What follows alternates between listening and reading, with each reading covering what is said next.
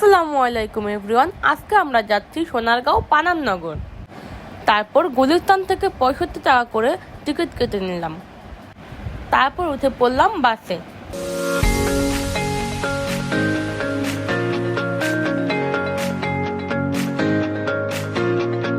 তারপর আমরা এসে পড়লাম মোগরাপাড়া সিএনজি স্ট্যান্ডে। এখান থেকে পানামনগর যাওয়ার জন্য একটি অটোতে উঠে পড়লাম, জনপ্রতি 20 টাকা করে। আমরা অনেক সকালে এসেছিলাম, তাই পানামনগরের গেট তখনও খোলা হয়নি।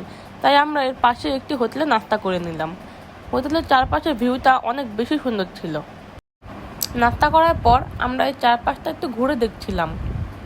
এই জায়গাটা অনেক সুন্দর ছিল। এখানে ঘুরে সত্যি আমার মনটা ভালো হয়ে গেল। আপনারাও চাইলে এখানে ঘুরে যেতে পারেন।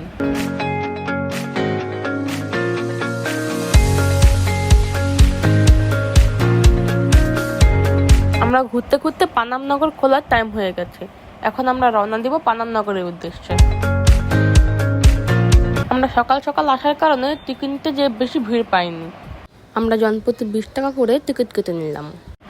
আমাদের টিকিট কাটা অলরেডি হয়ে গিয়েছে। এসে পড়লাম পানামনগর। পানামনগরের ভিউটা জাস্ট অসাধারণ ছিল।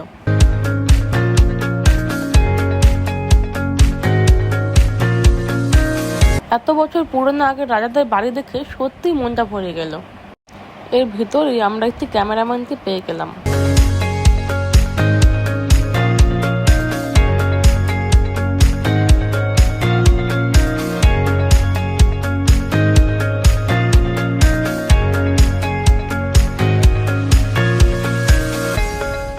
প্রথমেই আমি আমার কিছু ছোট ছোট ক্লিপ নিয়ে নিলাম।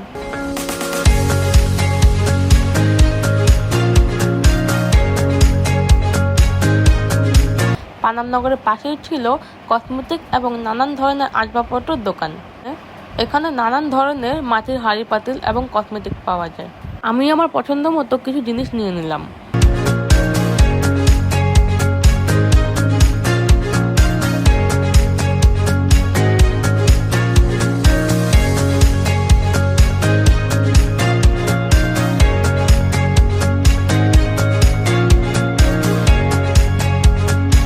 পানামনগর থেকে আমরা সর্দার বাড়ির উদ্দেশ্যে রওনা হলাম।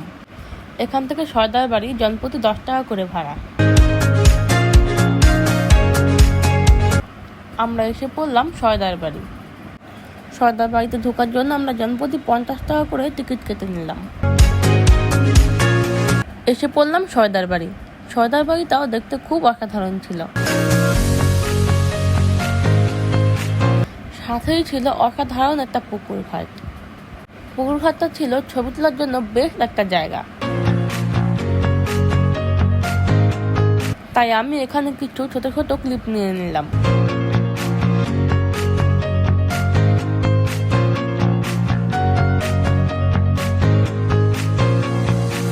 পাশেই ছিল একটি কুঁড়ে ঘর, যা অত্যন্ত সুন্দর সুন্দর জিনিস দিয়ে সাজানো ছিল। এখানে ঘুরে সত্যি আমাদের অনেক ভালো লাগলো। আপনারাও চাইলে এখানে ঘুরে যেতে পারেন। আমাদের ঘোরা প্রায় শেষ হয়ে এসেছে, তাই আমরা এখন ঢাকার দিকে রওনা দেব। আজকের মতো বিদায় নিচ্ছি। আবার দেখা হবে পরের ভিডিওতে। আমাদের পাশে থাকার জন্য ধন্যবাদ।